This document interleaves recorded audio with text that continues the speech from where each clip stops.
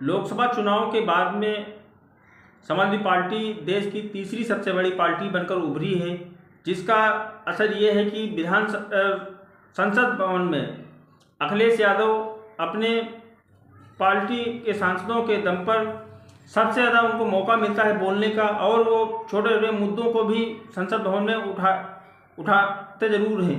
चाहे वो अभी हाल ही में चाहे संभल का मुद्दा हो, जो मस्जिद में पुलिस की गोली से 5 लोग शहीद हो गए, चाहे वो दूसरी जगहों का मुद्दा हो, सारे मुद्दों को संसद में बाखूबी उठा रहे हैं और उनको विपक्ष का सहयोग भी पूरी तरह से मिल रहा है। इंडिया गठबंधन का समर्थन भी मिल रहा है उनको, और कोई भी मुद्दा हो, छोटा हो चाहे बड़ा हो, वो हर मुद्दे को वहाँ पर संसद भवन में उठाते हैं और केंद्र की मोदी सरकार और राज्य की योगी आदित्यनाथ जी की सरकार को घेरने की हर प्रयास करते हैं। और इसी कड़ी में जब संभल मुद्दे को उठा रहे थे तो उनका सपोर्ट करने के लिए विपक्ष के जितने भी सांसद थे उन सब ने अखिलेश यादव का सपोर्ट किया, भरपूर सपोर्ट किया। उनके सपोर्ट में उनकी पत्नी डिम्पल यादव मैनपुरी की सांसद जो हैं वो भी उनके सपोर्ट में खड़ी हो जाती हैं जब अखिलेश यादव बोलने लगते हैं और मेज थपथपा कर उनका सहयोग करते हैं। संभल सांसद जियाउर रहमान वर्क भी और आजमगढ़ सांसद धर्मेंद्र यादव, ऐसे कई सांसद उनका सपोर्ट करते हैं और हर मुद्दे पर योगी आदित्यनाथ जी की भाजपा की सरकार को वो हर बार घेरते नजर आते हैं। योगी आदित्यनाथ जी की सरकार पर, उत्तर प्रदेश की योगी आदित्यनाथ जी की सरकार पर वो भ्रष्टाचार के आरोप भी लगाते हैं और पुलिस प्रशासन के ऊपर भी प्रश्न चिन्ह खड़ा करते हैं कि किस तरह से पुलिस प्रशासन जनता को परेशान कर रही, आम पब्लिक को परेशान कर रही। मुख्यमंत्री के लिए भी मतलब वो बार बार यही बोलते रहते हैं कि उनको कुछ भी नहीं आता है। वो उनके हर भाषण में मुख्यमंत्री योगी आदित्यनाथ जी के बारे में कुछ ना कुछ वो बोलते रहते हैं।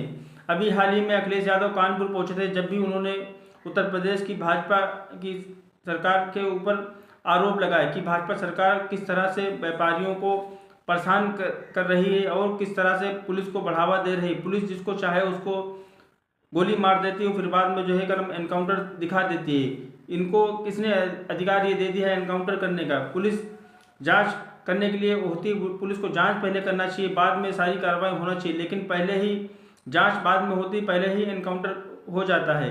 अब इस तरह से एनकाउंटर अगर होते रहेंगे तो क्या होगा? उत्तर प्रदेश का माहौल एकदम बदल चुका है, माहौल मतलब अराजकता फैल चुकी है, पूरी तरह से डर का माहौल बन गया है।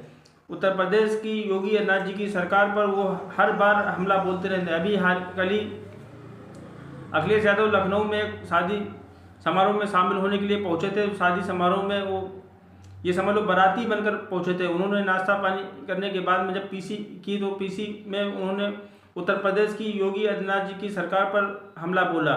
उन्होंने भ्रष्टाचार के आरोप लगाए और कई मंत्रियों के ऊपर उन्होंने साफ तौर पर जो है भ्रष्टाचार के आरोप लगा दिए हैं और पुलिस प्रशासन पर भी जो है उन्होंने आरोप लगाए हैं। उधर केंद्र की मोदी जी की सरकार के ऊपर भी उन्होंने आरोप लगाए हैं कि मोदी जी की सरकार बैसाखी के ऊपर सरकार चल रही है, वो कभी ना कभी एक ना एक दिन जरूर जो है सुनने को मिल जाए कि मोदी जी की सरकार गिर जाएगी। नीतीश कुमार और चंद्रबाबू नायडू के लिए भी उन्होंने यही सलाह दी कि उनको जो चाहिए कि वो इंडिया गठबंधन का सपोर्ट करें और इंडिया गठबंधन की सरकार बनाएं, ताकि सभी पूरे भारत का जो है विकास हो सके, सभी भारत के जनमानस का विकास हो सके। ऐसा उन्होंने जो है प्रेस कॉन्फ्रेंस में जो बोला। उत्तर प्रदेश के चुनाव पर भी जो उन्होंने बोला कि जो उत्तर प्रदेश की 9 सीटों पर जो उपचुनाव हुए थे उसमें किस तरह से पुलिस प्रशासन ने जो है वोटरों को परेशान किया, वोटरों को जो है धमकाया गया है, रिवाल्वर दिखाई गई। ये सारी बातें उन्होंने कही। ये किसके इशारे पर हो रहा है? ये उत्तर प्रदेश की सरकार के इशारे पर हो रहा है। उत्तर प्रदेश की सरकार डर चुकी है जनता से कि किस तरह से ये डराकर उनको जो है वोट नहीं डालने दे रहे हैं। ये अंग्रेजी हुकूमत शासन लाना चाहते हैं, अंग्रेजों वाले कानून लाना चाहते हैं, इसीलिए वोट नहीं देना चाहते हैं जनता को। अगर जनता सच में अगर वोट देगी तो भारतीय जनता पार्टी बुरी तरह से हार जाएगी, पराजित हो जाएगी। इसीलिए इन्होंने वही पुलिस को आगे कर दिया कि ना वोट डाल पाएगा कोई, ना ही दूसरी पार्टियां जीत पाएंगी। कुंदरकी के ऊपर आरोप लगाए, चाहे वो संभल हो, चाहे वो कानपुर की सीसामऊ है, कई अन्य विधानसभाओं में भी अखिलेश यादव ने खुलकर बोला कि किस तरह से यहाँ पर साजिश के तहत भारतीय जनता पार्टी ने चुनाव जीत लिया। लोकसभा में भी यही हाल किया था। लोकसभा में वो हर बार लोकसभा का जब जिक्र होता है तो सबसे पहले वो फर्रुखाबाद का जिक्र करते हैं अखिलेश यादव। अखिलेश यादव ने फर्रुखाबाद की सीट को जो है किस तरह से हमारे प्रत्याशी को हरा दिया। अगर निष्पक्ष जो वहाँ पर मतगणना हुई होती तो हमारा प्रत्याशी ही जीता होता, और ज़्यादातर सीटों पर अगर ये बेईमानी ना करते तो समाजवादी पार्टी 50 का आंकड़ा पार कर चुकी होती। कितना जो है अखिलेश यादव के बातों में दम है, अपनी राय कमेंट बॉक्स में ज़रूर बताएं। मेरे चैनल पर अगर नए आए हैं तो मेरे चैनल को सब्सक्राइब जरूर कर लें, ताकि आपको मेरी आने वाली वीडियो की नोटिफिकेशन जल्द से जल्द मिलती रहे। धन्यवाद।